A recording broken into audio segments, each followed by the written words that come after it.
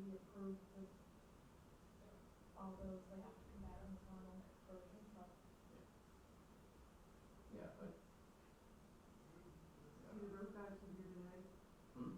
The road meters were here today. Yep.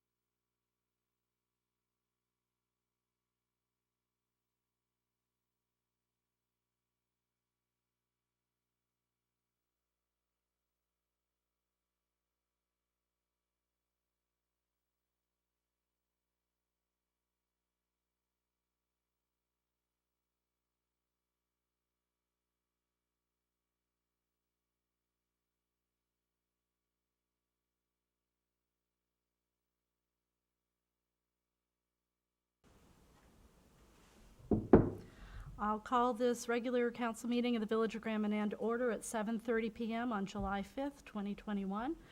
And with us for prayer this evening, we have Pastor Robert Griffin.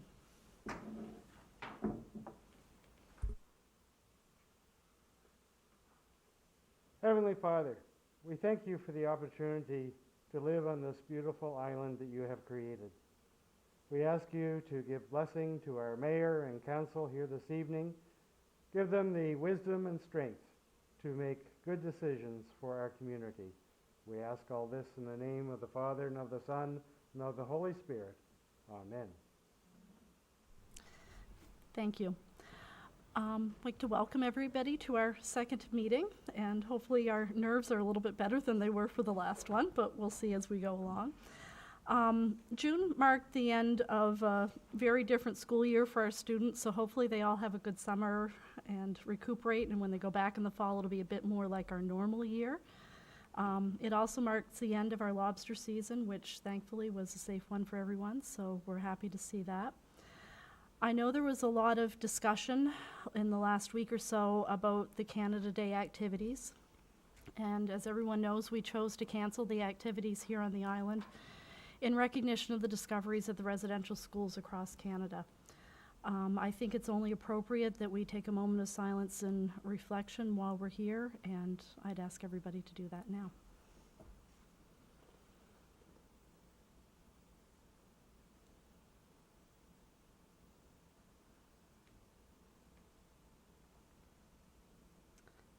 Thank you. Okay, so we're moving on now to item number 4, which is disclosure of conflict of interest.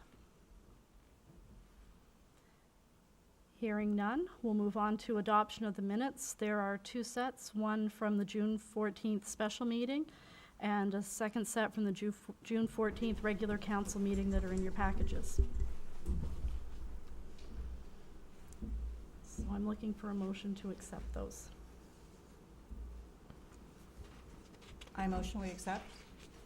Moved by Councillor Toll, seconder. I'll second it, Mr. Mayor. I knew I was going to do that sometime. Madam Mayor. Got it over with. Yeah. Moved by Councillor Toll, seconded by Deputy Mayor Fitzsimmons to accept the 2 sets of minutes as circulated. Any question? All those in favor signify by saying aye. Aye. Opposed? Motion carried. Item number 6, additions to the agenda.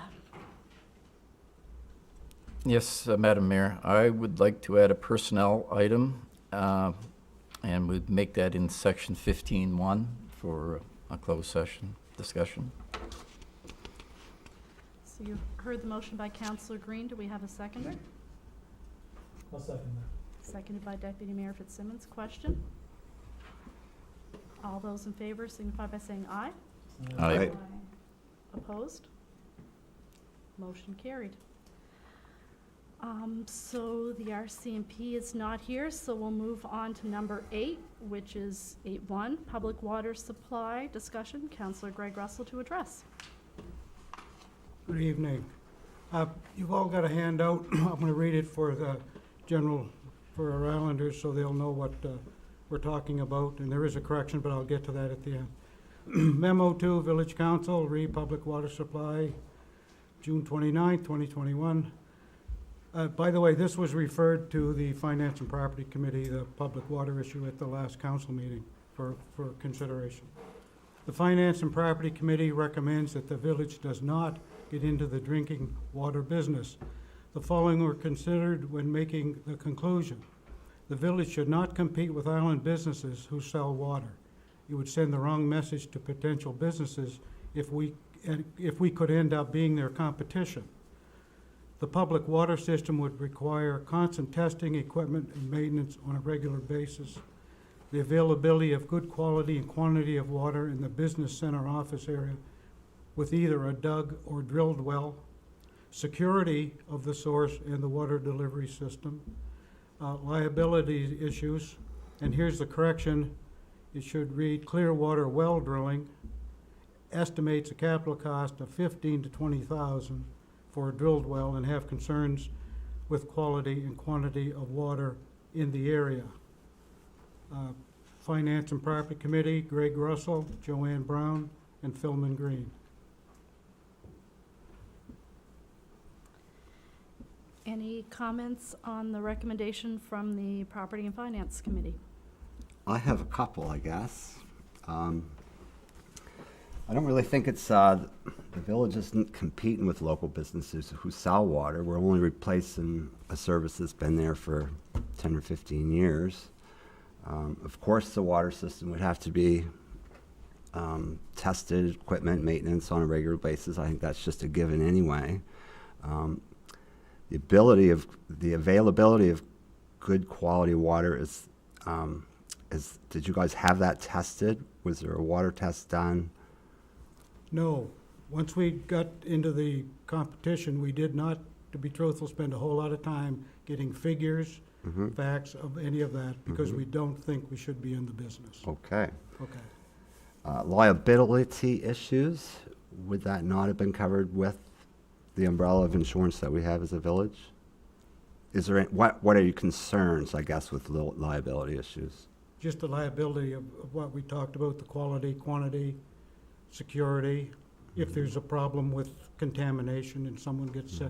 Yes, it would likely come under the umbrella of the insurance company, but we didn't talk the insurance company about if there's any additional premium for Right. adding a public water. Right. Okay, and I misunderstood this clear water, but I understand that was a And quote. I assure you, that was Yeah. not the typist, that was my Yeah, writing. No, that's no problem. But I think a dug well, like we talked about earlier, is a simple solution and a cheap solution. Everybody in the town's got them there, so I don't know. I hope we can focus a little more on this, not dismiss it tonight, I guess, is my. I make a motion to accept our recommendation. So you heard the motion from Councillor Russell. Do we have a second? I seconded. Seconded by Councillor Brown. Question? So if we did happen to drill a well, it'd have to be on our property, right? I mean, and it's, the water here is it's not potable. It's not good water here, No, is no. my understanding. So we'd have to go somewhere else. Any other questions? Are we talking about here, or are we still talking about? We're talking about the business center, I think, aren't we? The business center in North Head. Any other questions? All those in favor signify by saying aye. Contrary-minded? Me? Okay, motion carried. Item H2 is an update on coastal transport. It says that I'm going to address it. Oh, I had my mic off. Sorry, it's an update on coastal transport. It says I'm going to address it, but I'm actually going to turn this over to the Chair of the Transportation Committee, Councillor Layton, and Tag, you're it. Thank you, Madam Mayor. The Parish Ferry Partnership meeting took place on June 28th with DTI and Coastal Transport attendants. Some points that we discussed is the adventure refit. Similar to last year, there'll be 6 trips instead of 5 when the adventure's in refit. Monday, September the 20th, that will begin. The season usually ends on that Saturday, but Mayor Morris asked for an extra day to be added to allow people to travel on Sunday when both ferries are in operation, and they agreed for this year that would be possible. We talked about passenger rate increase. Due to the consumer price index, DTI is looking for an increase in fares, and I guess we're all pretty much against that. It was brought up that we could probably collaborate with our MLA and come up with, have a more in-depth conversation about the fees. And I think I hit it all. The only other thing I would add is we are looking at the dangerous goods crossing. We're going to sit down with Irving and the Independent and talk about some of the options that they have for dangerous goods and what that would look like to try and address some of the supreme shortages that have happened over the last little bit. Anything else from either Councillor Turner or Councillor Boyd who was there? Yeah, it was, of course, the first time for me. I found DTI and Mr. Ryder were pretty easy to get along with. Of course, you know, they kind of gave us a lot of yeses on things we wanted at first, and then it was and then a rate increase. So, you know, of course, everybody around this table that were there were basically made it known that we were against that, as Councillor Layton already spoke. So we are going to, in the process of talking or trying to set up a meeting with our MLA and see where we go from there, because I think we pay more than enough for our ferry now, and I don't think anybody wants to pay more than we already are. So. What about the seating issue? Right. Do you want to talk about that? I just set myself up. We spoke to them about the seating, the non-existent seating on the boat, and they mentioned that public safety had been on for a trip for educational purposes, like to speak with people that weren't wearing masks, that type of thing. They went around to everyone that was not wearing a mask and explained why the compliance was necessary, that kind of thing. Everyone put their masks on. They went upstairs, up to the bridge, I think, for a bit, and when they came down, every mask was off. And they informed Coastal at that point, if this is the kind of compliance you get, you're not getting your seats back. So it's not Coastal. And I think it's important that people know that it's not Coastal, and that there is a possibility to change it if compliance improves.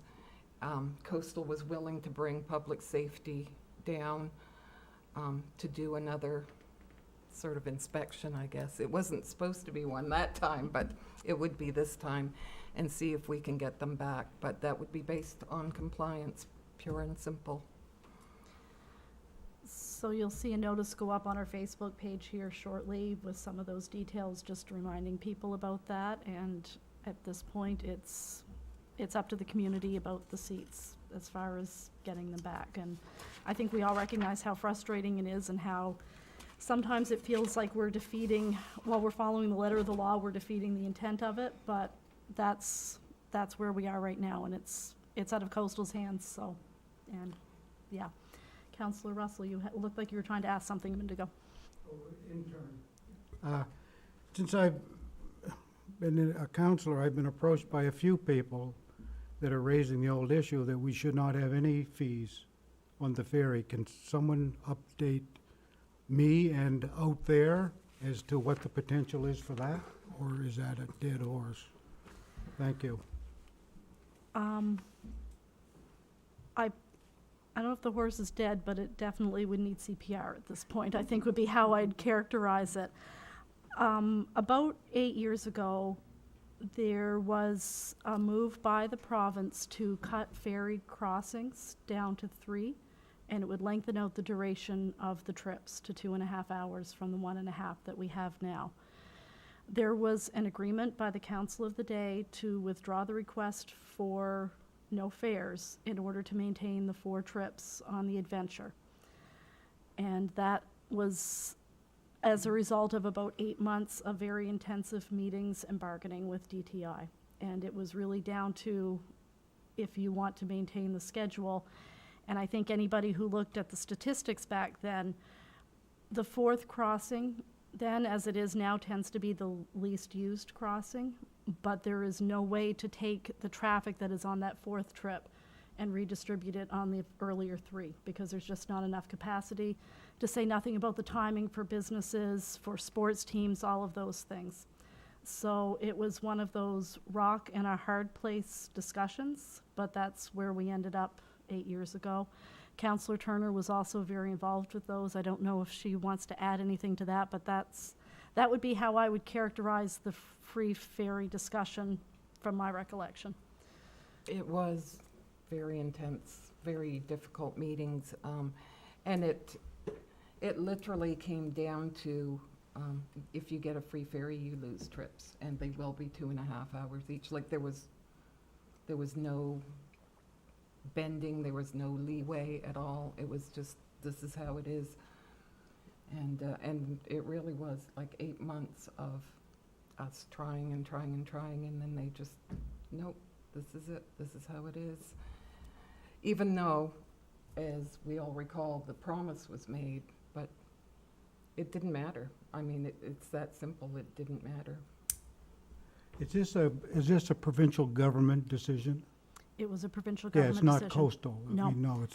it's a government Yep. that's And, making this decision. Yeah. Thank you. and council at the day, I mean, we met with the premier and on down through the line. Like, it was no holds barred trying to find a way around it, but that was the best solution at the time we could come up with, so. What's the appropriate time to try again? 8 years is 8 years. Yes. different Sorry for government. asking the question, but, Yeah. You have a new government in there now. and we have Or a a new different- council here now. Yeah.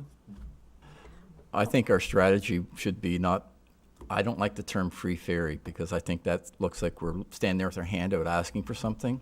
I think we should demand they treat all ferries the same. I want to see user fees on the Whitehead and the Deer Island Ferry. I'm sorry, and the river ferries, I do. If we're going to recoup operating costs through user fees, it's got to be universal. They don't say you go to Grand Manan Hospital for stitches because it's Grand Manan. You got to pay the doctor to get your stitches. Do that everywhere in the province. It's the same. Treat ferries the same. I don't see why we should accept anything other than parity. If they charge them a fee, whatever it is, it would have to be more fair than it is today. And I think that's the frustration with the discussion around the fee increase, is that we're already contributing more towards our ferry operation costs than any other ferry system in the province, so. Yeah. I did want to, two quick points. I think the seating thing will be addressed by the end of August. They said, no, by August, we're supposed to go green. They're thinking the emergency order is going to be rescinded by then if we get the right numbers up. So that will address the seating on the ferry, and that's probably quicker than getting the bureaucracy to act on it. Was there any discussion at this meeting about the replacement for the 5, knowing that the turnaround time from starting to talk to getting a ferry in the water is quite long? That vessel is 30-ish years old now? 31, not that we're counting. Yes, is the short answer. The more complicated one is there was a consultant report started just prior to the pandemic that would address some of the lessons learned from the acquisition of the Adventure for the next steps going forward. That report has not been finalized. They are continuing to work on finalizing it, and once we have that, I think that lays a template. There were some pretty extensive interviews done, both with the members of the public, with the commercial community here on the island, with the council. And I think it's some of the options that they looked at, I think, are going to be very helpful going forward if we can get a copy of that report. And he was going to try to have that for our next meeting, but our meetings are quarterly, so hopefully they can, because it can't really wait any longer. Anything else? Okay. Thanks, everyone. 10-minute open session. Never really sure how long I should wait on these. So. Not seeing anyone jumping up to come to the microphone, I'm going to move on to item 10.1, which is the splash pad project, and Emma Stafford is going to speak. Let's get this set up, and I'm just gonna pass that around. Jordy, can I just ask that Yeah, you take sure. one and pass it on, please? I meant to send that to Esme earlier, but I didn't. I don't know if this mic is high enough for me. Do we know?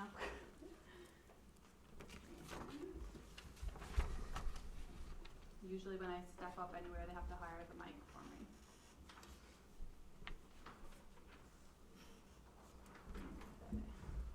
Give that a moment.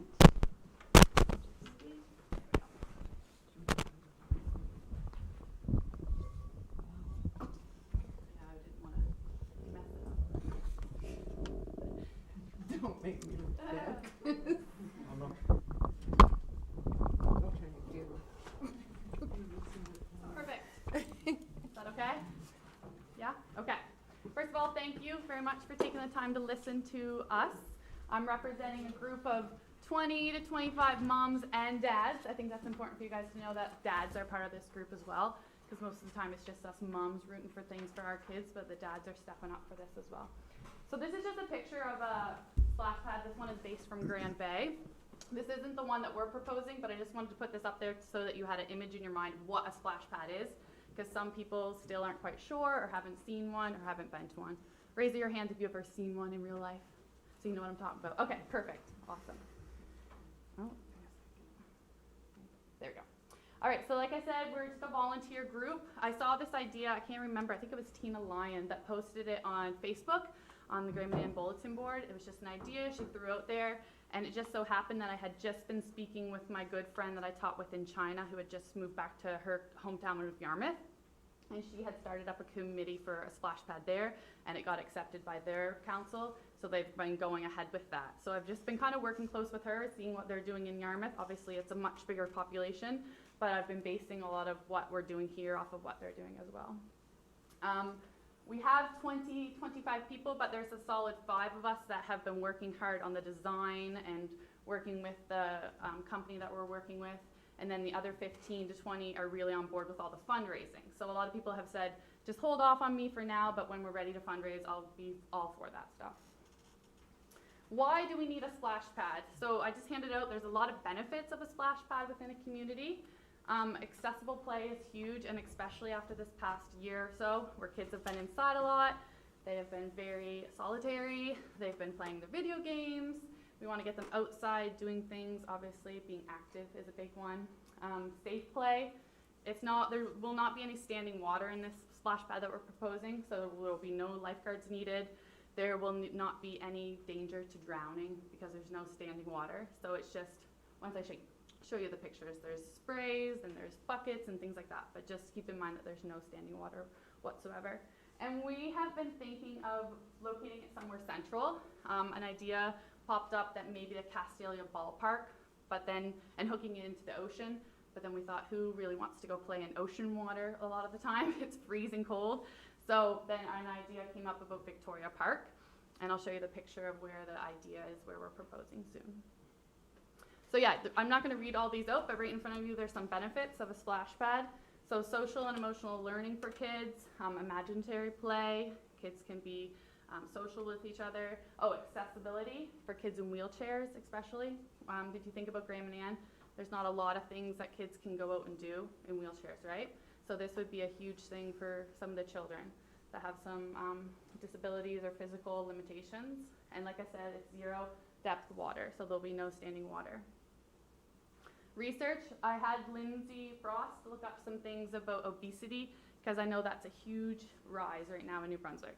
We have in children and in adults as well, but children especially. So this is just another opportunity for our kids to get out and be active.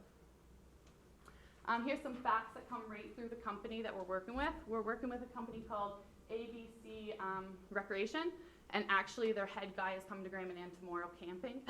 He just wrote to me like right before this meeting and said, hey Emma, I'm actually coming to Grey Manan. I said, oh darn, because he would have definitely came in here and answered any questions. He's super easygoing guy, really easy to work with. There's 3 ways that water drains to a splash pad. What we're looking at is the recirculation system. So this is really good.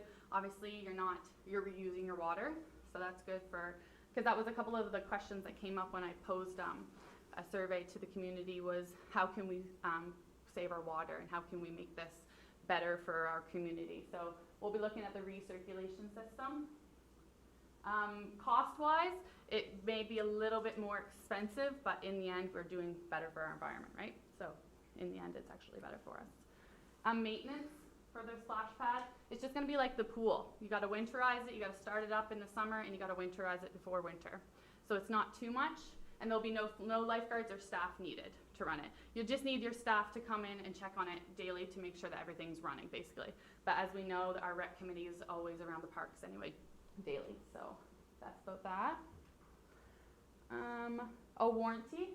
This is a really important thing to know. So the company that we're working with, they have really good warranty. They have 25 years on any of the stainless steel features, 5 years on any of the plastic or fiberglass components, 10 years on any of the workmanship and a minimum of 2 years on the electronic components. All right, so they do have a good warranty. They do have that all set up for us. So if anything was to happen, and they're also New Brunswick based. I want to mention that as well. So this company is in New Brunswick. So it's not like we're reaching to someone in Newfoundland or Halifax. They're right here in our province with us. So I sent out a survey. I actually sent out 2 surveys because one got full within the first hour, so I had to make another one. And it reached 283 people. And I just asked a few questions to the community, put it on Facebook, made a Google survey to see who would use the splash pad, how often they would use the splash pad, why they wanted a splash pad, things like that. So you can see here that we have some people saying daily they'd use it, weekly for sure, every weekend, and 66 people said every day that it's nice outside, which is great. This past week, we definitely could have used it, I think anyway. Some splash pad users in the family, this was important to know as well.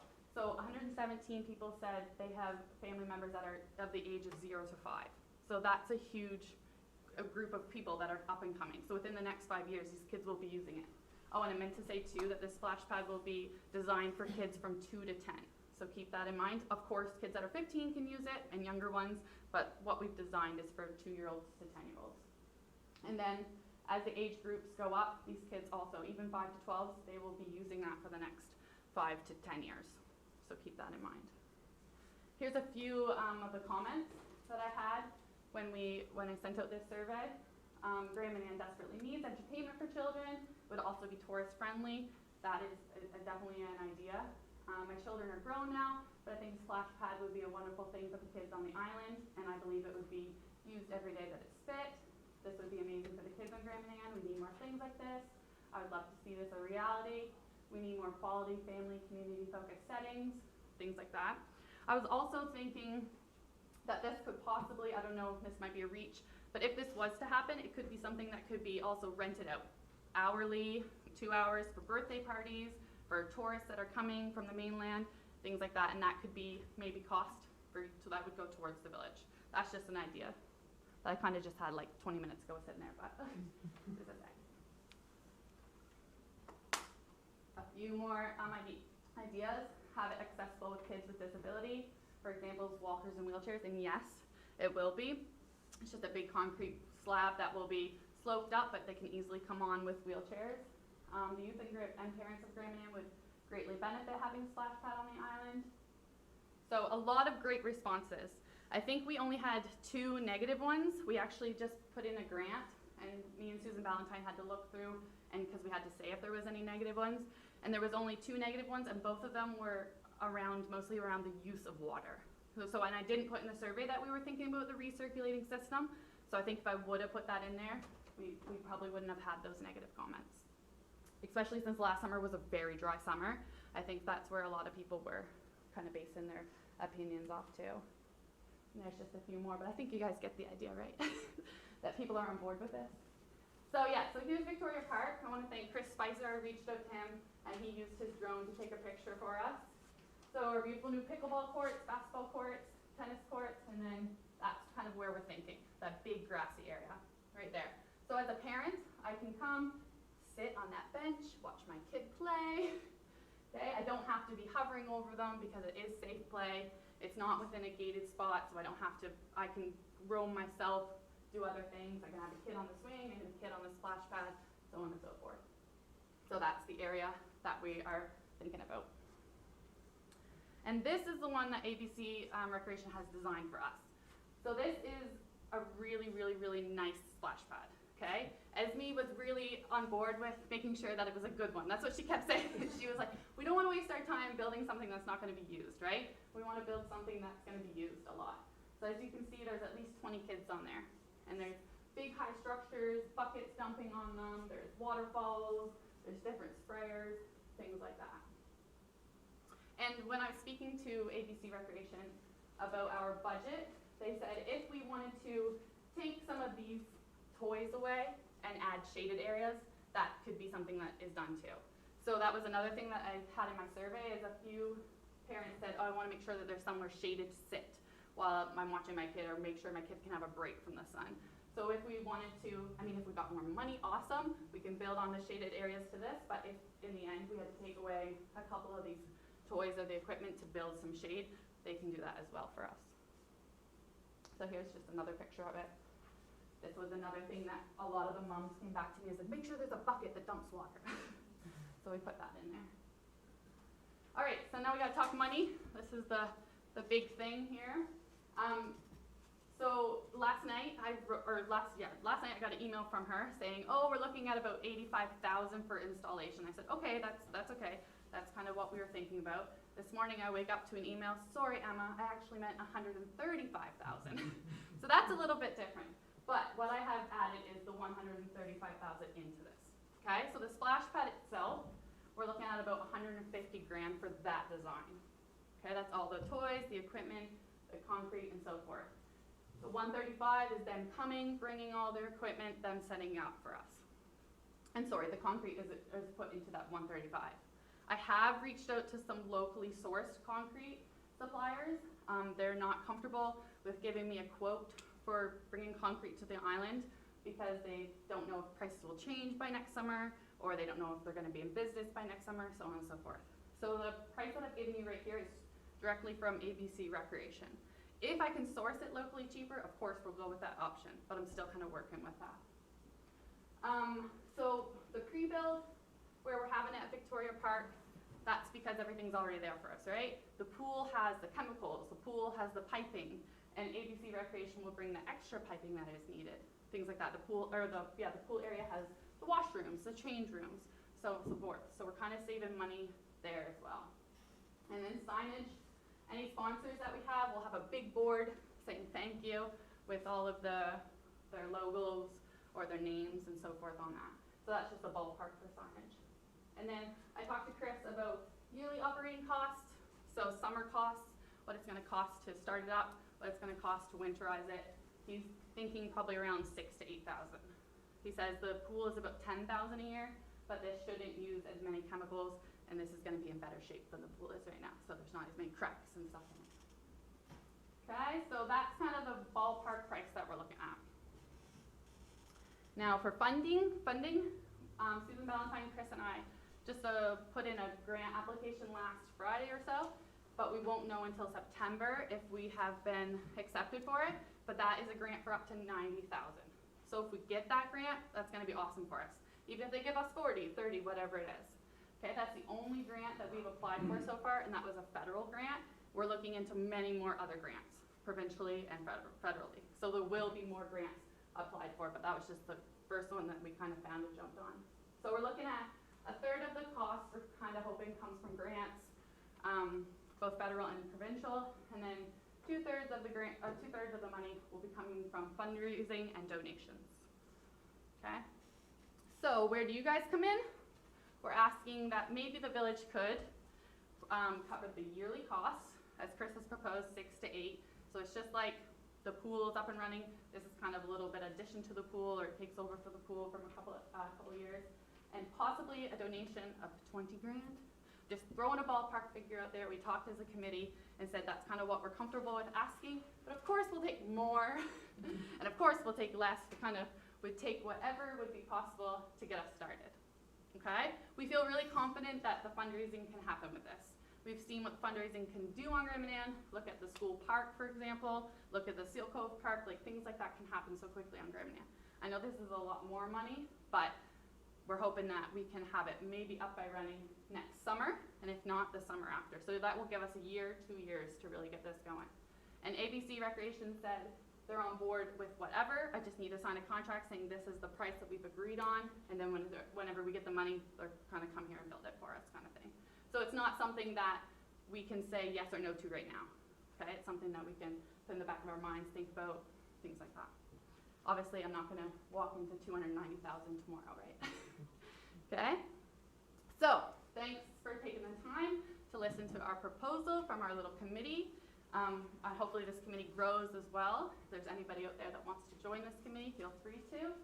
And of course, I know we're going to have some questions, and Chris just left, but he's coming back. He's like, don't leave me. There might be some things you need to answer. All right, so any questions at all? Thanks, Emma. Do we have any questions for her? Well, as we know, up at the pool right now, we're really not sure what's gonna be happening up there. The washrooms and the changing rooms there are in pretty rough shape, so we're not really sure that they're gonna be available. Yep. The piping up there is iffy, so there's a question there. And the water is a little iffy. Our well's not that good up there, Yep. and we use the brook, and Yep. that's iffy sometimes in a dry summer. So you guys have talked about that stuff? Yep, we've talked about that. So if our idea would be to fill the pool, okay? What happens is you guys fill the pool once a summer, right? And then you just keep on topping it off. But if it's dry, obviously, because of all the cracks, it can't be real filled that well. But we're hoping that it gets filled up and then that water is recirculated. So it's just reused the whole summer. Okay, so we're not having to top it up, top it off, top it off. If the pool is a no-go for sure, then there could be a possibility of building just a holding tank for our water. So you fill it once, and again, the water's just being recirculated. Okay? With the piping, that is something that ABC, if our piping isn't up to standard, they will check that out, and if we need to add a little bit more funds to adding the piping, that's fine. If we have more piping than we think, that's fine. So that's kind of in that 135 for installation. I've kind of told her a little bit about the piping and what to expect. So does that answer your question? Okay. Councillor Russell? How big a footprint is the splash pad? Great Is like question. It is 2,100 feet. Square feet? Yeah, 2,100 square feet. Yes. Well, that was another question of mine, where you had that position. Yep. I've been up watching the softball games. Yes. The ball's coming out over the, Yep. So we've thought about that as well. Yep. So our splash pad would only be running from 9 a.m. till 6 p.m. So 6 p.m. the game started at 6:30, so the kids would be cleared from there. Yeah, even though the park is still, the kids are playing on the park when the softball, we just yell, 4 or whatever. So, but yeah, the splash pad will be closed by 6 p.m. There's a timer that you can set that will run it from 9 a.m. till 6 p.m. or whatever time we set it for. Yep. I assume this equipment is strong enough to take a few home runs, because there's going to be some balls Yeah. into that place, Mm-hmm. and people running through collecting balls. Yep, that's a good point. I can bring that up to her. Yeah. I play softball twice a week, and I've never once seen a ball go that far that way. Okay. They're always hitting that house. I don't know whose house it is, but they're always constantly hitting that house, or they're going into the ball, the batting cage. Like, I've never really seen one go that way. I don't know why, but people are just swinging that way or that way. You're going to have some daily water recovery because just through evaporation and kids jumping out, dripping all over the ground. So you're going to have some water source throughout the summer to make this work. Yeah, so that's kind of where we talked Okay. about the brook. Yeah. Hopefully, if it did come up to a dry thing, we'd have to have some kind of holding tank for sure. But obviously, we don't need the size of a holding tank for the pool, right? It would just be a smaller holding tank that we could keep refilling for that evaporation or things like that. I just want to double check that I'm correct on that 2,100. Just 1 second here. I think I am. Nope, sorry, 3,100 square feet. Yep, 291 square meters and 3,100 square feet. Good, I'm glad I checked. I knew it didn't sound right. I have another question. That, I assume Victoria Park is village property. Is the idea that once this is built, it would be turned over to the village? Because otherwise it'd be a private, let's say, enterprise on the village property. Yep, nope, 'Cause it would be turned over to you guys. Okay, yeah, just, Yeah, and that's where the yearly cost would come in, Yeah. and then if we wanted to source it out for birthday parties or so, Yeah. that funding would all go towards you guys. that sounds good. Has this been shopped by our recreation committee to see if there's any plans for that plot of land or anything? No. Chris, you've been in on the meetings. Mm-hmm. But Not, No, I not didn't. necessarily brought to the. No, I, The only thing we've ever talked about is moving play structures. So Chris, they just took out one of those climbing frames, and we just said we want to make sure that that climbing frame doesn't go where the splash pad is happening. So if there was any climbing frames or swings or anything that were going to be put in Victoria Park, we just have to make sure that they weren't near there.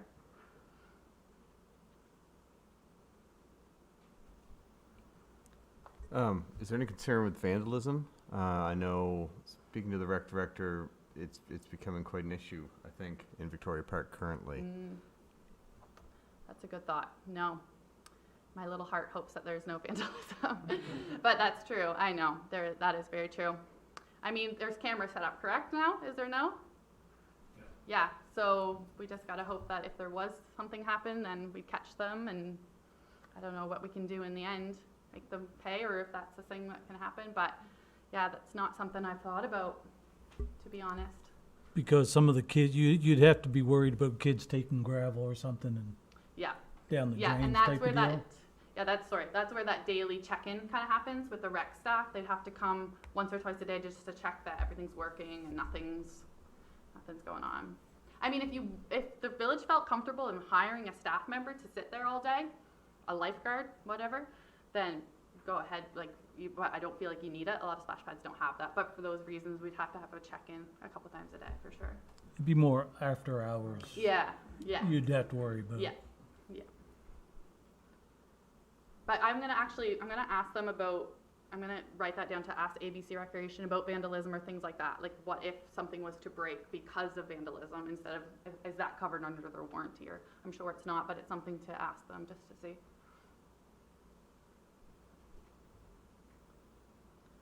Anyone else? Okay, Okay, thank you very much. thank you so much for listening to us. Or listening to me through them.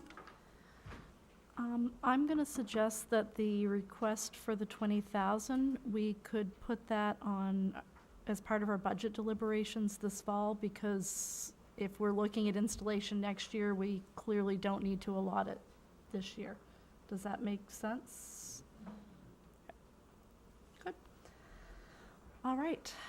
Moving on to 10.2, the Anchorage Park project. Garrett Travis.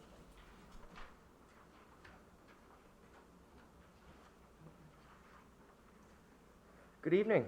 I'm sure most of you know who I am. If you don't, I'm Garrett Travis, and I'm the Office Operations Manager down here at the Anchorage. As I'm sure you're all well aware, there has been a letter circulated about our upcoming project, which we're hoping to get done this fall, which is widening the boardwalk and laying in some gravel and making it a more accessible trail, making it a little nicer, giving it a little bit of a touch-up. Hopefully some more signage. You know, we used to have some of those placards kind of set along, hopefully revitalizing some of those, that kind of stuff. Yeah, this letter is something that came to us a little while ago, and we found it a little concerning because it went to a lot of people, and it contains a lot of information that we find not quite factual. So basically, right now, they're saying that they can't find anyone who supports these proposed changes. But we have a committee of about 10 people, and we have about at least 50 letters of support right now from members of the community. We also have raised about $25,000 to go towards the $38,500 that we require to meet eligibility for the Trails Infrastructure Grant. Some of their concerns about the boardwalk treads being not in great shape. There's some great boards. I don't know. They say they walk the boardwalk every day, but I've walked it plenty, and I can tell you a lot of those boards are in some hard shapes. They need to be replaced about every 5 years is the average lifespan for one of those. And it's something that we're kind of, our grounds crew, especially in the summer, is always tackling. You know, what's going on the boardwalk, what needs to be fixed, what trees need to be cut down, what's the deadfall, all that kind of stuff. So they also raise concerns about us, destroying the environment and really doing some damage in there. But that's not what we want to do, right? Between the Boys and Girls Club and the Anchorage, that's the last thing we want to do is do any damage to the environment. So we have been consulting with both people from Sport and Recreation at the Department of Tourism, Heritage and Culture. They've come down a few times, as well as some people from Parks. And I've had a few good chats with some people from environment and local government about this project as well. So it is something that the province, some people in the province support. You know, we don't know what we have for support at the environment and local government level yet, because they haven't come down to actually see it. But as far as sport and recreation is concerned, they think it's a wonderful project, and so does Parks. You know, they say strollers, wheelchairs, and bikes. You know, not all forest walks can be all things to all people. We've kind of find that statement to be really disheartening, because, you know, especially with the Boys and Girls Club, we want things like this to be accessible to everybody. You know, we want everyone to be able to go out there and enjoy their, you know, hour on the boardwalk, and, you know, kind of take in that scenery. You know, we get a lot of visitors, and the first thing they say is, you know, that salt air smell. You know, they've never seen anything like that. So it's just something really unique. And so, yeah, I just really wanted to correct some of the information that's been going around here. Thanks, Garrett. Does anybody have any questions? You say you want to widen it somewhat. Do you know? Yeah, so How when we're much? done, that'll be about 8 feet wide. Right. The whole way? Ideally, we'd like to do it the whole way, depending on what ELG says. So they may come back and say, well, you can do these big sections, but we want this section, you to do something different here. It's really in their hands, but hopefully that's what we'd like to see.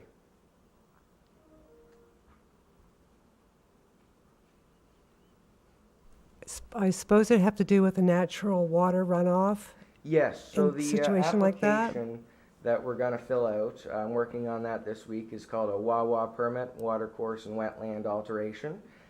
Basically, there's some large sections where there's, you know, natural drainage, and then there's some sections where there's, you know, just your, you know, it runs occasionally after heavy rainfall, that kind of stuff. All that does need to be looked at by ELG, so we've identified about 20 spots that would fall under that permit. So they will kind of get that document. The turnaround on the application is about a month. Right now they say 2 weeks, but it's a little longer. There's some delays with them right now. Yeah, ideally we will know by the end of August exactly what we will be doing. Yeah, thank you.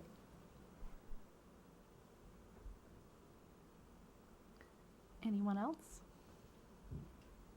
Are you are you gonna invite the public to have input to it at all, or?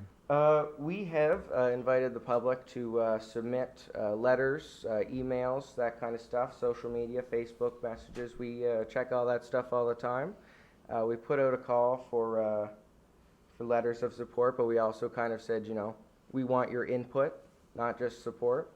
And aside from this one letter, that's the only negative thing we've received. So.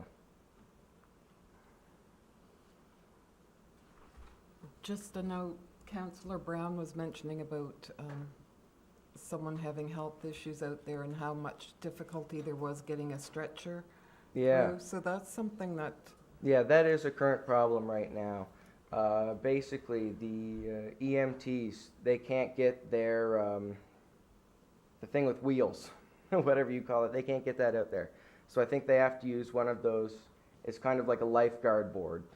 It's a hard plastic board, and they'd have to carry it out. So that is another concern, because with the slippery boards, and also there's the places where there's kind of roots sticking out, that, you know, those are some hazards.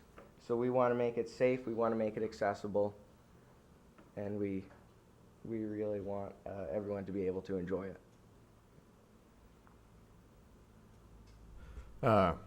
If you guys don't know, I am on this Trails Committee board. I kind of came in on the end of it, and these folks have done a lot of work and have done a lot of research.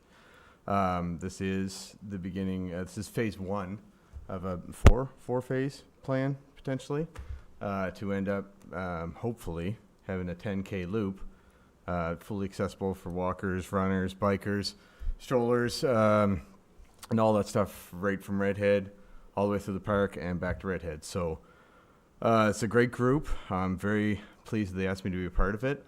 They have already done all the heavy lifting. It's just basically, crossing some T's and dotting some I's as far as I know from Garrett's information. And I think basically all they're looking from us is a little bit of support, and I think we should give it to them. Yeah, for sure. Monetary support is great, but our biggest asset would be a letter of support from council, because this Trails Infrastructure Fund is it's not chump change. It's 50% of the total project cost before taxes, and that's one thing they look at is who's in support, is the municipality in support, that kind of stuff. So that is something that would be a complete asset to us in getting this done, is a letter of support from the municipality.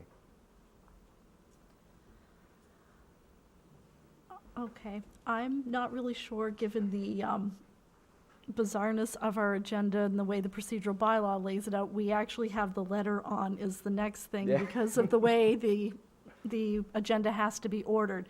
So I don't know if we, and the people who wrote the letter have asked that we read it publicly, which is why it's on there. I don't know if we want to read that before we address the request for funds, just procedurally, or how you, that would be my suggestion, I guess, is what I'm going to say. And then we can double back after that, if that makes sense.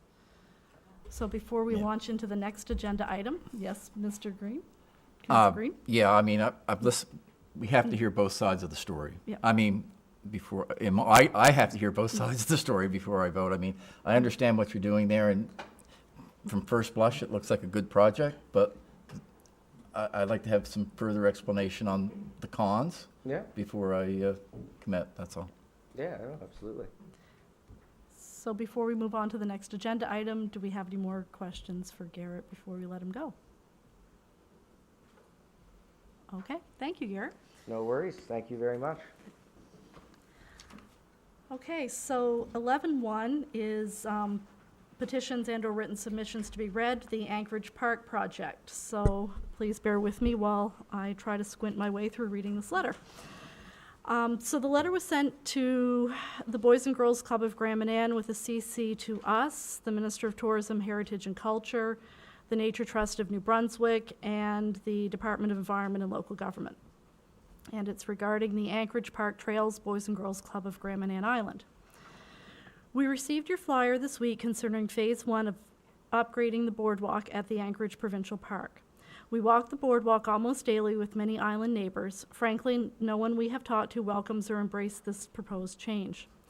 We're not sure when the public meeting was held to discuss the proposed changes. There certainly wasn't a flyer welcoming the public to hear about the proposed changes or soliciting community input. We think it's highly suspect when island projects, ones that affect every single resident, don't get public consideration. Frankly, this lack of transparency around public projects should be of concern to the island's council. Presenting this public project as a fait accompli is rather disturbing. The boardwalk is one of the most charming landmarks on Grand Manan Island and a highlight of the Anchorage Provincial Park.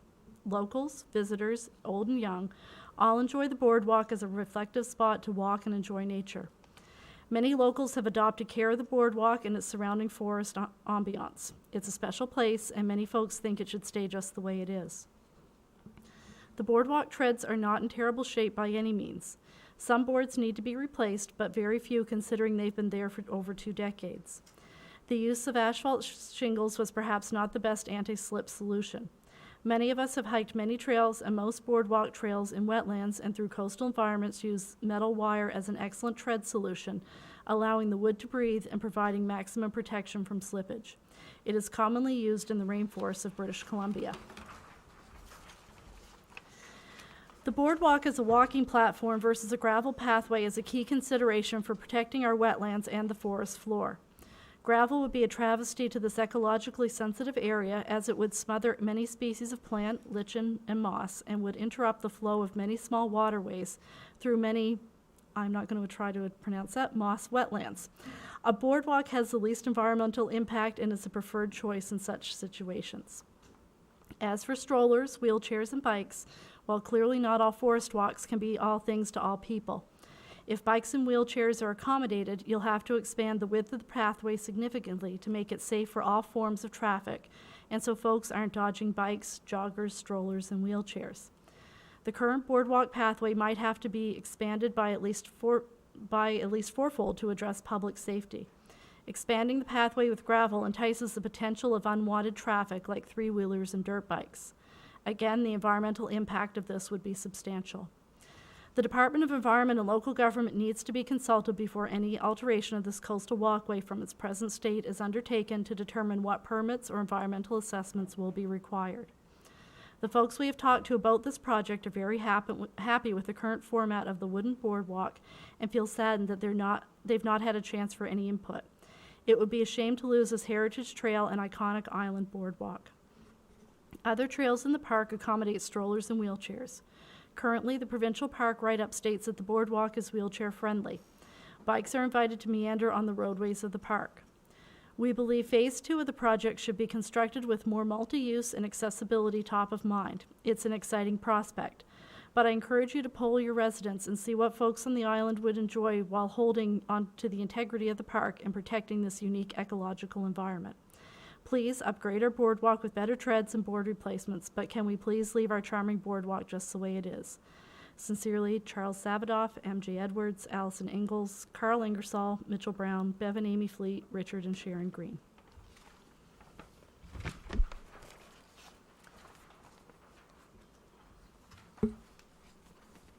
So we've heard both sides. Do we have, anybody have any comments? I like both sides of this. I think it's got potential both directions, but my personal thing, I love that boardwalk the way it is. But I understand that they want to make it wider, and I get it could be wider, but could it be wider with boards on a certain section? I like the fact of walking through it. I immediately calm down when I walk into those woods. So if you're going to make it 8 feet wide and gravel, it's just another road. So I don't know, like, if there's any way you can incorporate a part, because I hate to see all that wetlands too kind of get graveled over and get washed away in a storm and then has to be replaced. And how much ditching would you have to put in, or how many drainage pipes would you have to put in to accommodate all that water going underneath there? It is pretty wet. Even in dry times, it can be still wet in there. Is there a way that maybe you can keep a section of it the way it was and then just increase the rest of it? And I don't know if you can do that or not, but I would miss it terribly. So I'm not saying I'm against it, but I'm saying that I would really miss it. So. Thank you. Councillor Green. If they've applied for a wetlands alteration permit, I have done that, and I put down what I want. At the end of the day, they tell you what you're doing. If you want to work here, this is what you're doing. There may be places, if there's significant water, where they would say, no, you can expand it to 8 feet, but it's going to be suspended. It's going to be a boardwalk. And if you don't want to do that, then that's okay, but you're not doing anything. So right now, I would think your design is somewhat preliminary until you get that information back from them. So, yeah, I don't think there's anything written in concrete yet. Councillor Russell? Yeah, I guess when I think of an 8-foot gravel road or whatever path through the woods versus a boardwalk, I'm certainly leaning in favor of a boardwalk. That 8 feet seems quite excessive and certainly would encourage the type of use, again, after hours, that we wouldn't like to see there. Thank you. Just to speak on after-hours use, which I think you're referring to four-wheelers and motorcycles. When in St. Andrews they built, it was the Rotary, or Kiwanis, sorry. Anyone's been there, seen the Van Horn Trail. and that's an 8-foot paved trail through, I guess they're up to about 8 kilometers now. Excuse me, and what they've done to discourage and basically completely cut out any recreational vehicle traffic, they have gates that are just barely wide enough to get a handlebar of a pedal bike through, and then large rocks all the way to the tree line, and then some parts you're right on the shore. So there's no recreational vehicles to get through on that trail, so it would be something I think that they would be planning to do the same thing here. Councillor Turner? If we're talking about like addressing the letter itself, my issue with the letter is that it's very emotive. I'm not finding very many facts. It's like, if this, then I think it would do this, or it may do this. And there are some that, you know, are assuming that they haven't gone to environment and local government and things like that. So to address the letter itself, I'm just not comfortable with it just being about how you feel, because I look at it as someone who tries to walk with someone in a wheelchair. Yes, not every pathway, you know, can be wheelchair accessible, but there's very, very few that are on Grand Manan. And from my point of view, it'd be nice to have one that is. That's probably our best bet of having one, because most of them are in an even more natural state than the boardwalk. So that's just my point of view. I think if it's for everybody, it should be for accommodate as many people as we can. Would it be worthwhile suggesting that the people who wrote the letter sit down with the committee who's looking at the project and have a conversation, and maybe we could facilitate that? We already extended an invitation. Was it accepted? As far as I know, we haven't heard back. But one was sent back, yes. All these people that signed off on this they're not really, they didn't really add their name to this. Is that correct? Yeah, is this okay? Can I? Yeah, I guess. Yeah, there are a few names on this letter who did not know there was a letter, actually. So that was, when we first found that out, that was our biggest concern with this letter. I mean, like I say, you know, Bev and Amy didn't know about it, and there's a few others as well. And four-wheeler wise, we are working on a plan now to develop what between choke points and barriers at the start. We do have a plan for that kind of stuff as well.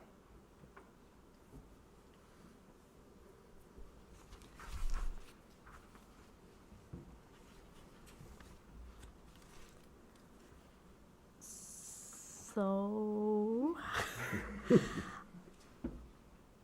we have a couple of options, I guess. We can table this till the next meeting to make a decision. We can choose not to make any decision on it. We could invite both parties to a neutral sort of environment for a meeting, or I don't know, there's probably a fourth option if somebody wants to suggest something. So I'm looking for some direction from around the table.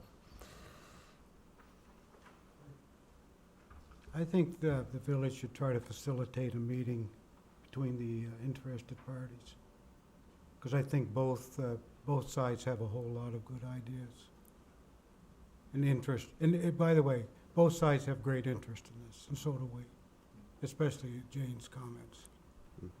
Councillor.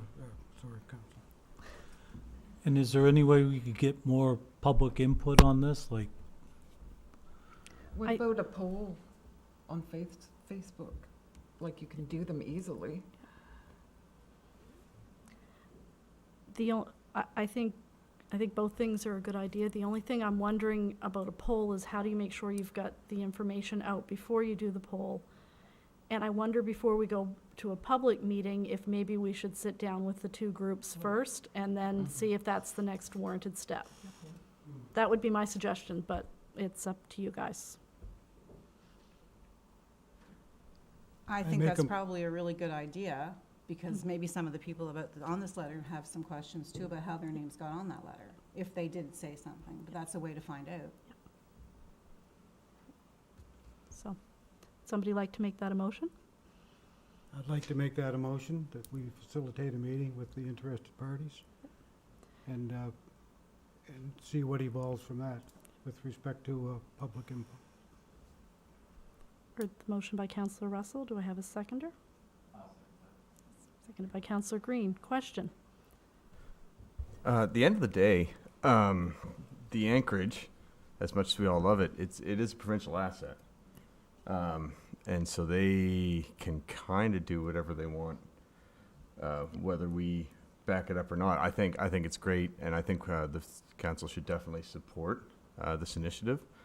But at the end of the day, it is a provincial asset, and I mean, it's good to get the public input and whatever, but this phase has already basically been approved through MB Parks. So I don't know if we're just spinning tires here or not, but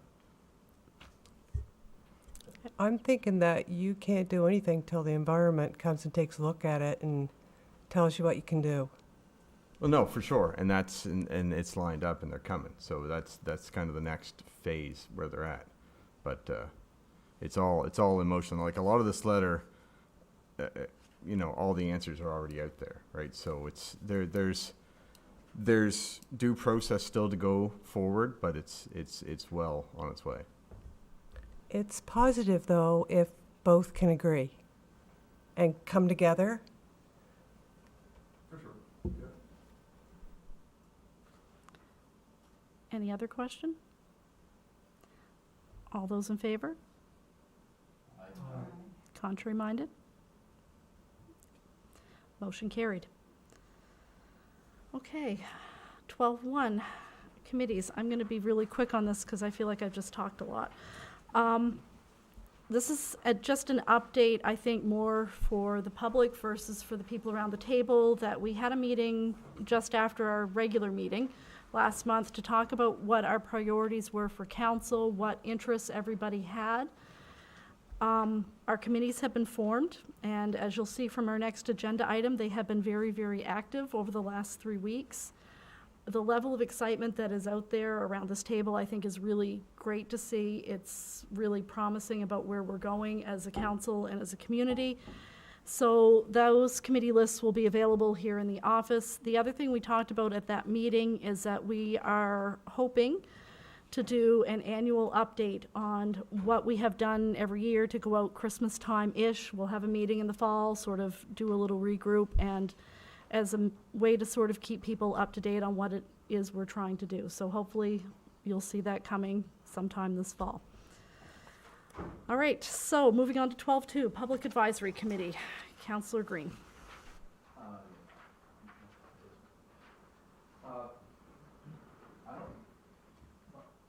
Thank you. My conscience remind something. I don't know how much background to give you on the PAC, the Public Advisory Committee. I think I'll keep it brief, and if there's questions, I'll answer them if I can. We have a bylaw that states that we have a public PAC, and we have to, by motion, name the members of that committee. And we can't find a motion where that was done before, so basically we're going to make a motion similar to we're striking a committee for the first time. 1/3 of the members will be appointed for 1 year, 1/3 for 2 years, and 1/3 for 3 years. Everyone expires January 1st of the year that their thing is up. So in December, this will have to come back to council, and the person who is going to expire on January 1st, we'll probably just appoint them for 3 years at that time. We have to have a minimum of 3 members. We can have a maximum of 6. We have to, if we have 3, we can only have 1 councillor on. If we had 6, we could have 2. So that's where we are, and 3 is the bare minimum.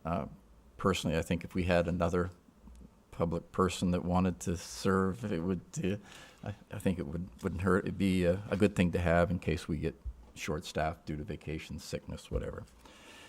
Anyway, in light of that, I move that the following people be added to the Planning Advisory Committee in the roles and terms as follows. Sherman Ross, Chairman, term expires January 1st, 2024. Tam Greenlee, Board Member, term expires January 1st, 2023. Councillor Geordie Layton, Vice Chairman, term expires January 1st, 2022. You heard the motion by Councillor Green. Do we have a seconder?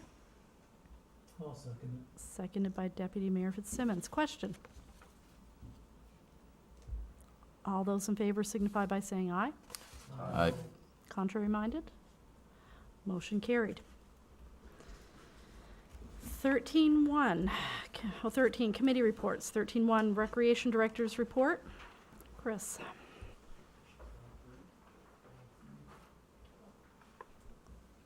Oh, sorry, I already checked it off. Sorry. Local government reform, that's me. So, as many of you know, there is the initiative from environment and local government to look at how municipalities are structured across the province. There was a training, one of the municipal orientation training sessions was on this initiative.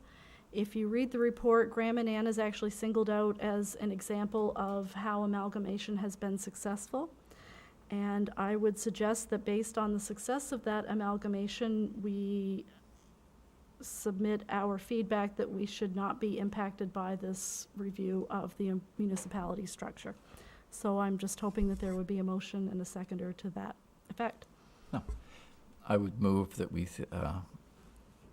get a letter off to these people, telling them that underline local government means local, not St. Andrews or St. Stephen, that we need local government, and if they are touting us as a success story, then leave us the heck alone. You heard the motion by Councillor Green. Seconded by Councillor Boyd. Question? All those in favor signify by saying aye. Aye. Motion carried. Oh, sorry, contrary-minded? I thought it was pretty unanimous, so I'm just moving right along. All right, now Chris, over to you. Sorry.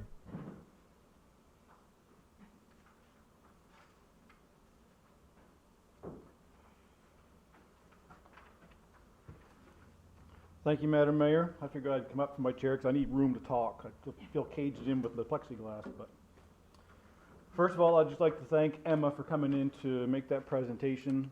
I know they put a lot of work into it so far, but they've also got a lot of work ahead of them. And as you all may know, a lot of that hinges on what happens with the pool. The key would be being able to use the pool as the reservoir as well as the recirc equipment to make a more cost-effective splash pad. Without the pool, the splash pad would require its own reservoir and recirc equipment, which adds a substantial amount of money to that. But anyway, we'll cross that bridge when we get to it, but I just want to thank Emma and the volunteers for that. But I would also like to mention the village did formally make an application to the Community Foundation of Canada for the $90,000. Like Emma said, that went in last Friday was the deadline, and we do have a letter from John Williamson's office supporting our application. So since our first meeting a few weeks ago, there's been quite a few changes coming. One of the biggest ones is making it to our second phase of green, which started on June the 16th. Because of that, we no longer have the strict regulations about operating our fitness center. So as a result of that, we've kind of moved the staff around a little bit. The big thing is we've relocated our VIC from the business center down here. We kept our staff, offered the position to them. One of the staff decided not to stay, so we ended up having to advertise. We put out a quick 2-week advertisement looking for anyone wanted to work at the VIC for the summer. We had a couple applications, one for a full-time, one that made themselves available for a fill-in. Alyssa and I interviewed them this last Friday, and Esme made some calls Friday afternoon letting the people know what happened there. and they're scheduled to come in tomorrow to talk about some scheduling. We also, with all these changes, we've moved Tanisha over into, which I think is a very important role, and something that we've been lacking the last little bit, which would be a recreation programmer. Some of you may have seen some of the stuff that Tanisha's putting out. She's trying her best to try to get the information out there. Everyone seems to fall back on Facebook, but as we all know, not everyone uses Facebook, so she's been putting some flyers up in a lot of local businesses in the store to get the word out. Just to kind of touch on a few things that she started. I mean, she just literally started last week, and so far she's organized, she had a hiking trip today. Saturday night she had a family movie night. Last week she had an instruction to pickleball where she reached out to the local pickleball association. They volunteered their time to come in and teach some people how to play pickleball. She also organized a seniors craft social where she reached out for any of the seniors that wanted to come in. We opened up the teen room to come in and knit, crochet, quilt. She had tea and coffee and stuff like that. Just a chance for them to come in and be social with each other. She organized an active afternoon, which was at the soccer field at the school. Unfortunately, that day was torrential rain and got postponed. She had a washer tournament at Victoria Park last Saturday.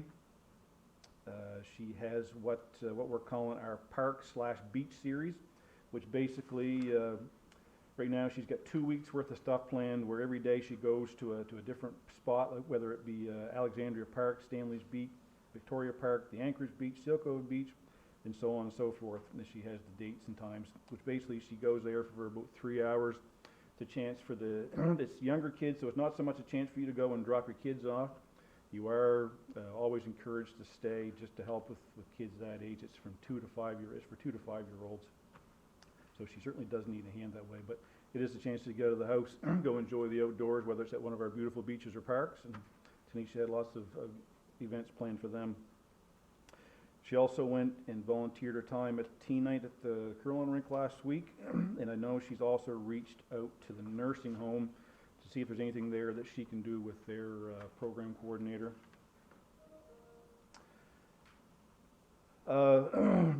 Like Mayor Morse mentioned, lots of committees. So the Recreation Committee met. The Recreation Committee, I'm sure there's no problem for me to mention, but Deputy Mayor Fitzsimmons is the chair of our committee. We also have Councillor Boyd and Councillor Russell, plus myself. We met, we've got some recommendation there for 4 community members that we've all kind of scratched our heads that we thought we'd like to make the recommendation. I've reached out to them. I haven't heard back from them all yet, so when we get to that point, we'll certainly make the names known. But we really kind of looked around the table to see who we could get, so we kind of reached out. We wanted to include someone from the baseball community and the basketball community, the arena, as well as we're going to put a high school student on there to get their input as well. One of the big things that we want to do is update the recreation and parks bylaw. I guess looking at the one that we had before us the other night was stamped on August 1996. So we've got our work cut out for us, and we've got a deadline at the end of the week for each one of us to kind of give our 2 cents worth on what we feel we should do to kind of update that bylaw. Then after that, of course, the recommendation will come for council to approve. Waiting to hear back on an inquiry that I made about our pool. We're trying to look for, this as a recommendation coming from the rec committee as well, looking for some expertise to help with our decision-making process on what to do with that. We have some local expertise in the St. John region, so we're just waiting to hear back from them. The last thing on my report is the skate park. There's been a bit of a change of plans with that. I've probably said this many, many times. You're probably thinking I sound like a broken record, but the initial point of the skate park when the application was made was, how can we quickly and the most cost effectively get a skate park here for our community? So obviously the easiest thing was to find a piece of property that we had with an existing piece of asphalt. Since then, there's been a shift in the way we're doing things. We're no longer bringing in pre-made fabricated stuff from outside the province. We're having everything done locally. There's been a lot of donations come in. The local hardware store has been more than generous with building materials, so everything's coming down that we're saving quite a lot of money. So the question has come up to whether or not we should put this in a more permanent location. I would have to say that would be a great idea for two things. One, we move it to a permanent spot, but it also frees up an area that we may also be able to help out another organization, which is the community market. So I handed out a little bit of a map. Some of you may look at it, it may not mean a whole lot. It's just kind of a blown up version. It's kind of blurry. But what you're looking at is an aerial of the community center. I have two X's on that map. One is over to the right on the existing piece of asphalt. That's where the initial proposal was, and that's where the old council approved for the skate park to go. Since then,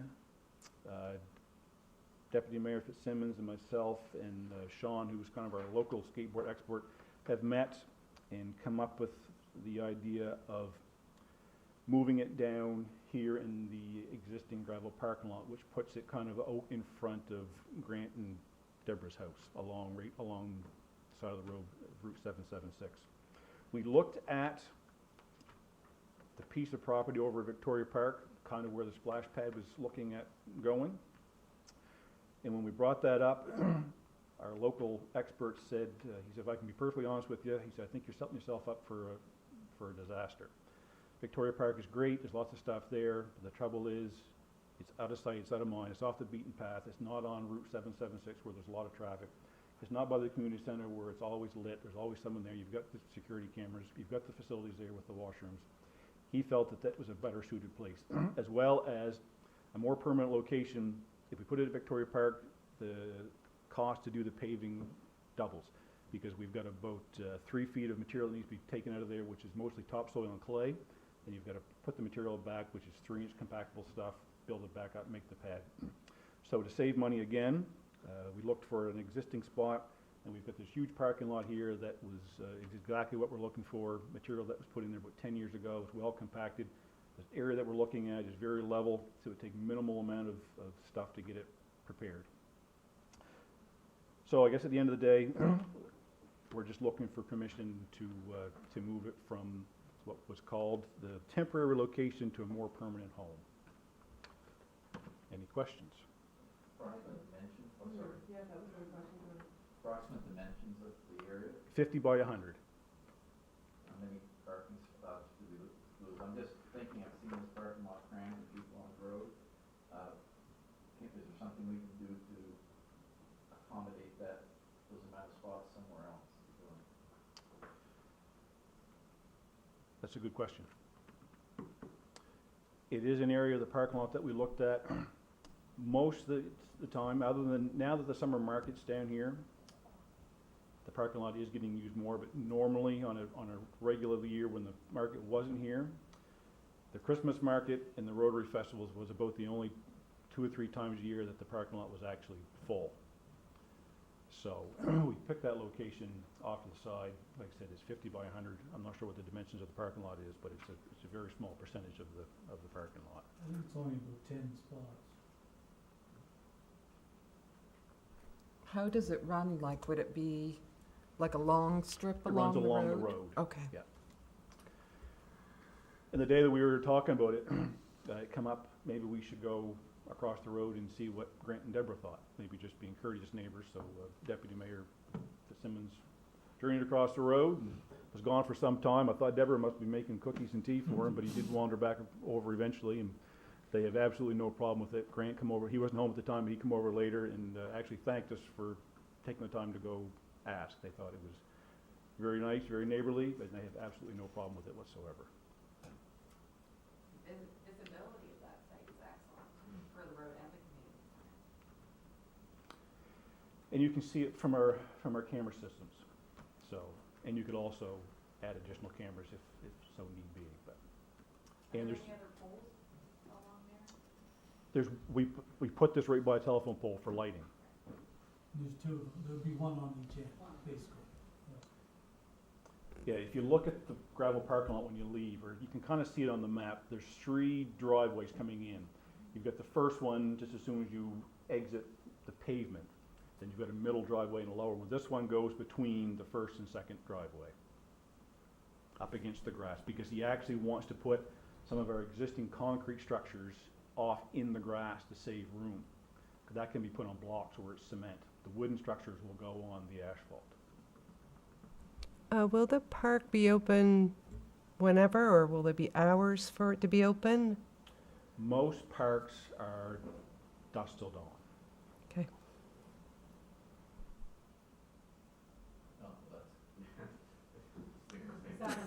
Dawn till dusk.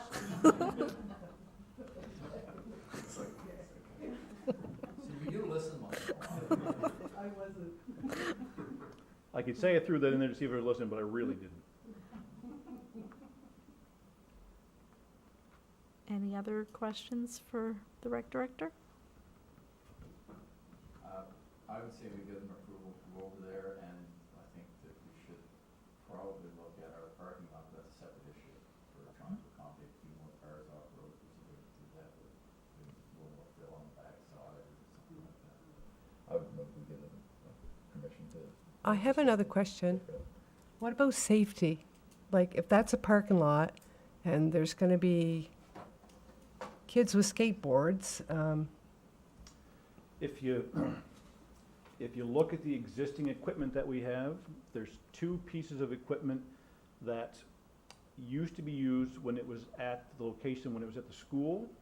And what he's gonna do is, there's a big half pipe. The half pipe is the big structure that is the big U-shaped, I think it's 12 feet wide. That's gonna go right across the end. On the opposite end, there's a big flat bank, which I know it means nothing, but it's hot. It's out here in the parking lot. If I had a diagram, I could show you. But the 2 ends are going to be blocked with these ramps. The side is going to be blocked because we're going to take 2 of the existing grind rails, which is basically oversized culverts, and they're going to put them along the end so cars can't make their way into where the kids will be skateboarding. And the other side is on the grass, so. So we have a motion on the floor by Councillor Green to approve the new location. Do we have a seconder? Seconded by Councillor Greenlaw. Question? They're very excited over on the side of the table tonight. I'm not sure what's going on. All those in favor? Contrary minded? Motion carried. Thanks, Chris. Thank you. 13.2, Library Report. Deputy Mayor Fitzsimmons. Thank you, Madam Mayor. I'll just read the quarterly report from the manager of the library. In May, we offered a fun 4-week Spring in the Garden online program. Interactive grab-and-go craft kits were available for each program. These online story times and grab-and-go kits continue to be immensely popular with our patrons, with over 150 kits picked up for this series. We are pleased to be offering a summer reading club this summer. On May 17th, we were pleased to welcome Tori Thorne as our summer reading club activity leader. Plans are well underway for a summer loaded with fun.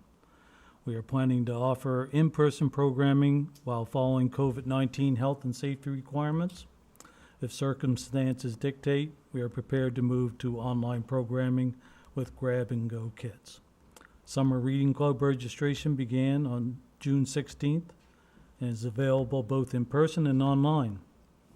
In support of the Grand Manan Rotary Imagination Library Project, an online toddler story time featuring our Imaginary Library collection will be launched on June 17th. Related grab-and-go craft kits are also available for pickup. We sincerely appreciate the addition of the Imagination Library books in our collection, which has been made possible through the Grand Manan Rotary. Indigenous themes grab-and-go kits will be available June 21st, or were available June 21st, 25th, in celebration of the National Indigenous Peoples Day, and to honor the Indigenous children recently found buried in BC. With approval for the Canada Summer Jobs, we are pleased to be offering our one-on-one literacy for kids tutoring program this summer. Kyle Cook has accepted the position and will begin working with us on June 28th. In early April, we were excited to offer the first seed library program. Even though we were a bit late getting the seed library up and going, it's been popular with the Islanders. We are looking forward to preparing and offering this program in 2022. On May 12th, the COVID-19 requirements for the 72-hour quarantine of library materials was lifted. The impact of this change on our workday and to the availability of materials for our patrons is significant. To say the least, we are very excited about the change. And in early May, we're excited to have our new doorbell installed outside the main door of the school. This doorbell is both wireless and weather resistant, and hopefully will be much more dependable. During National Public Service Week in June, we held our first local staff appreciation event with permanent and casual employees. This was such fun, and we wondered why we'd not done it previously. We'll definitely be planning to do this again. And our Hatmatack Book Club ended on April 30th with a mini party that included voting and packaged ice cream treats. The winner of the grade 4-5B vote for the Hatmatack Children's Choice Book Awards were No Girls Allowed by Natalie Simpson and Amazing Hockey Stories, P.K. Subban by Lorna Nicholson. All votes were submitted to the Hatmatack Book Club for tabulation. And as noted in our last report, we have been focusing on bringing visibility to the library through social media. Patrons and classroom pickups are a recent fun addition to our post. These pickups are displayed in the library and highlighted on both Facebook and Instagram. Patrons include students are enjoying the selection process and reading opportunities. Watch in the coming weeks for a new and ongoing book sale. A selection of books will be available daily just outside the door. So you can see they're quite busy at the library, and we just encourage anybody that hasn't been in for a while to go have a look, see what's going on there, and just check it out. Thank you. Thank you. 13.3, Solid Waste Committee Report. Councillor Toll. So here we go. We had our first meeting last week. It took a lot of information in. There's a lot going on down there. I look forward to working with Councillor Russell and Councillor Greenlaw as well as Bill, who's one of the most knowledgeable people about garbage that I've ever seen in my life. He's very passionate about it. So I'm looking forward to where we can go and where we can take this place. Our biggest issue right now is getting our power upgraded from 208 to 3-phase to a 600 3-phase. It's because our cardboard baler is on its last legs, and they haven't made that brand or that 208 volt for 10 years now. So the only thing available is 600, and it should have been probably updated a long time ago down there, because as I found out, that's what our business is, and that's what most businesses are. It's not even legal anymore to have 208. So it does need to be done, but nothing else can be done there until this is done. So the cost for this is estimated to be between $13,000 to $15,000, and that is for an electrician to come and install all the necessary parts off the line. NB Power will be putting in a new transformer that is needed, and that's their job, that's not ours. So I guess what we're looking for is I'm looking to make a motion to direct the office staff to look into the appropriate place to find funding for the above request. Any questions or anything? If I can answer them, I would happily do that. You heard the motion by Councillor Toll. Do we have a seconder? I'll second. Seconded by Deputy Mayor Fitzsimmons. Question?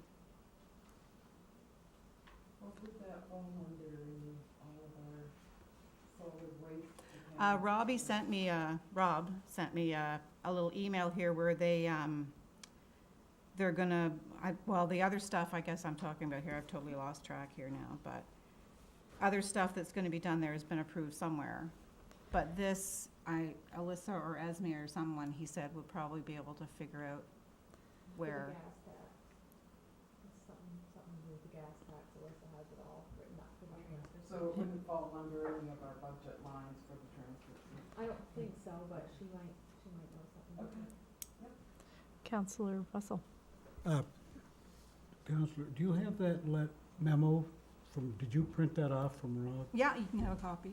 No, but I think if you read that, I think there's no requirement for a motion for funding, because I think it's all. Well, the other work, but not for the electrical. Okay. So we have a motion on the table. Are there any further questions? Hearing none. All those in favor? Aye. Contrary minded? Motion carried. 13.4, Bylaw Committee Report. Councillor Greenlaw. Thank you. We had our first bylaw committee meeting. Jordy and Philman were there with myself. We've chosen the building bylaw and code of conduct as our first bylaws to be reviewed. Some of these bylaws haven't been touched in 25 years or more, so it's going to be a lot of work to get through them. But we've asked for public input by July 23rd on the building bylaw, and any other input is certainly encouraged as well. Thank you, Councillor Greenlaw. Any questions?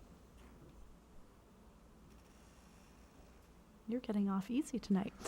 13.5, Finance Committee Report. Councillor Russell. Yes, I had to amend my update because I was mowing, the main item I was going to talk about was traffic lane striping and airport striping. But as I was mowing my lawn at 4:30 today, I saw the striping truck go by, which kind of changed some of our, what we might have tabled tonight. So I'm going to amend this very quickly. I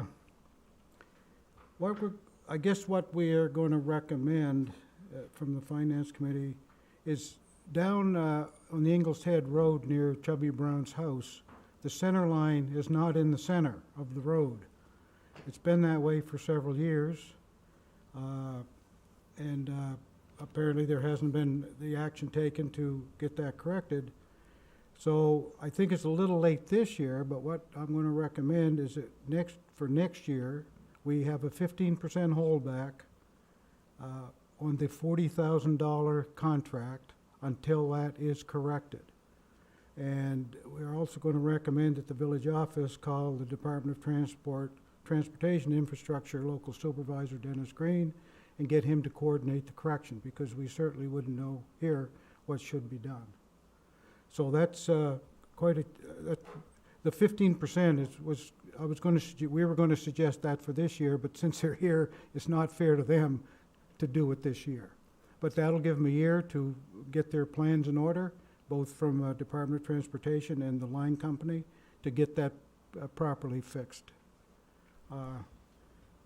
So I don't know if I need a motion for that, or I make a motion, okay? Do you want me to do the whole, just a motion as we go? Yep. Okay. I make a motion that for next year's line striping, there's a 15% holdback until the correction is made on Ingalls Head Road near Chubby Brown's house. You heard the motion by Councillor Russell. Do we have a seconder?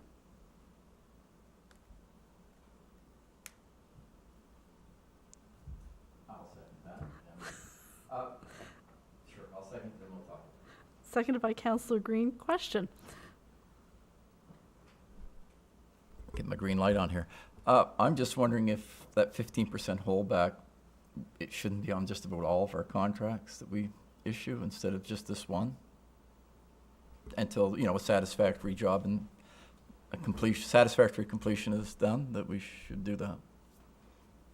Yeah, we talked about that too. I think that's something that should become standard in our contracting. And the other, with this particular company, seem to want their check on the way to the ferry before the ink's even dry on the road or the paint's dry. It's likely too late this year. We're not sure if Alyssa's made contact with them, but in the future, we'd likely process their invoice in regular time. So, Councillor Green, are you suggesting to amend the motion that the 15% be standard on all contracts? You wanted to amend your motion to say all contracts have a holdback? Yes. I'd still second it. Good. Question? Do we not think that maybe a letter would be just as good, like to talk to Dennis and this sort of thing? Is it really necessary to hold that back? Like, I don't know. The company I worked for 30-some years, it was very typical for contracts, when you let a contract, to have a short holdback Right. until you're satisfied that the work is completed. Yeah, well, I can That's- see that's I can see standard. the good of that. Yeah, Yes, that's standard definitely. Yeah, for any contract of Yeah. any size. yeah. I think that's what the motion is saying. That Right. becomes our standard, that we have a I standard. agree. And that I holdback agree can with be that very part. short if we're happy with the work. Yeah. Yeah.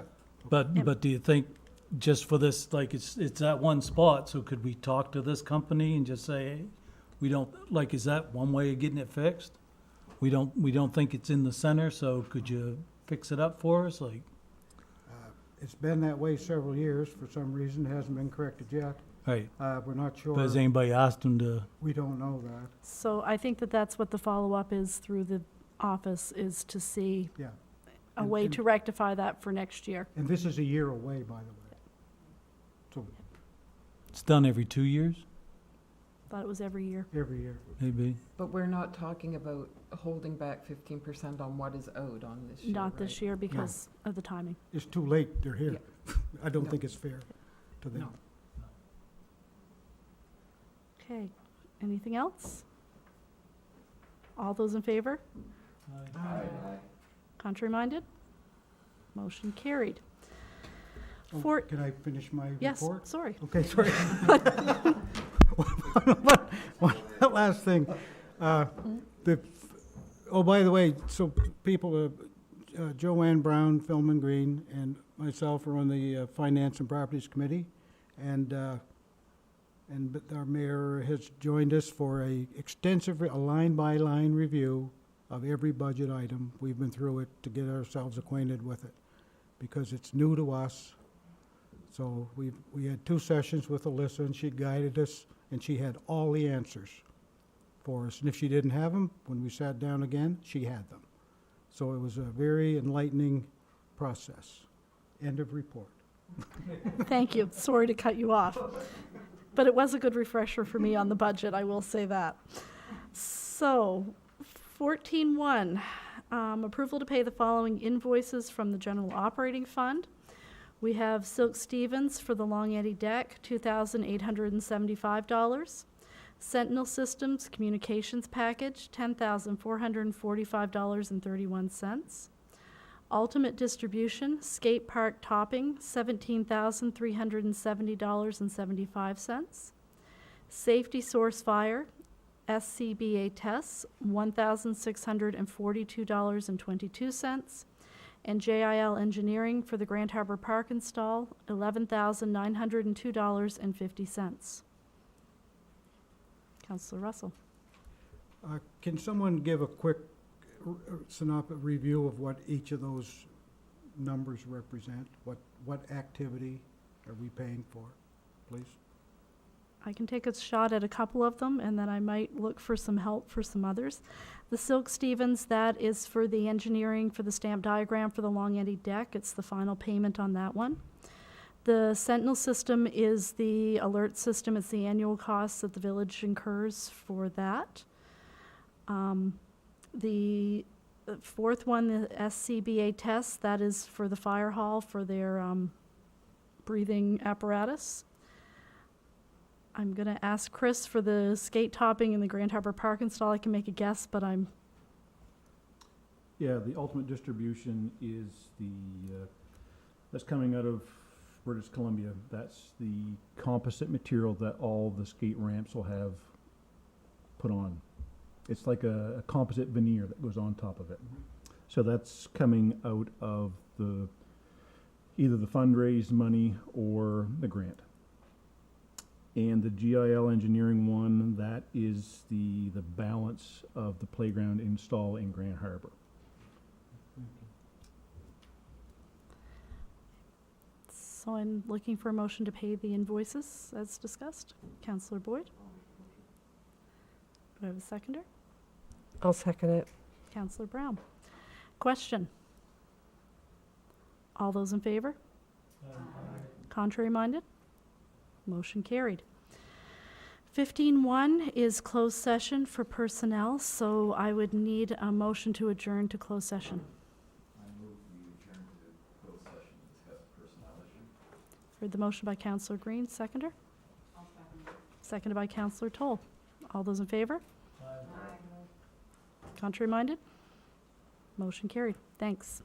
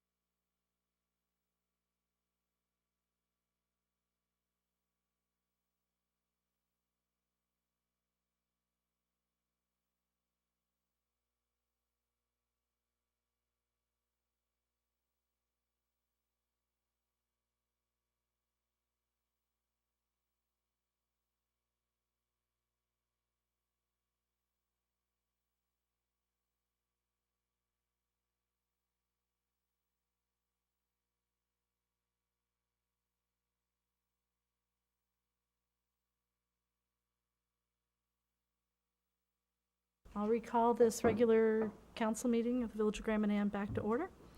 We just were in closed session to talk about a personnel issue.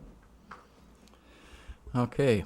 I would like to move that we appoint Chris Rayner as our acting CAO for a period of 1 month to be reviewed in a month's time before our August meeting. His salary to be an additional $75 per week during this period. You heard the motion by Councillor Green. Do I have a seconder? Seconded by Councillor Russell. Question? All those in favor signify by saying aye. Aye. Contrary minded? Motion carried. I think maybe it bears saying at this point we send our best wishes for good health out to our current CAO, and he has agreed to stay on an advisory process throughout this time, which we appreciate. The next regular council meeting will be held here at the Community Center on August 9th, 2021 at 7:30 p.m. I'd move that we adjourn. Thank you. Seconder? All those in favor?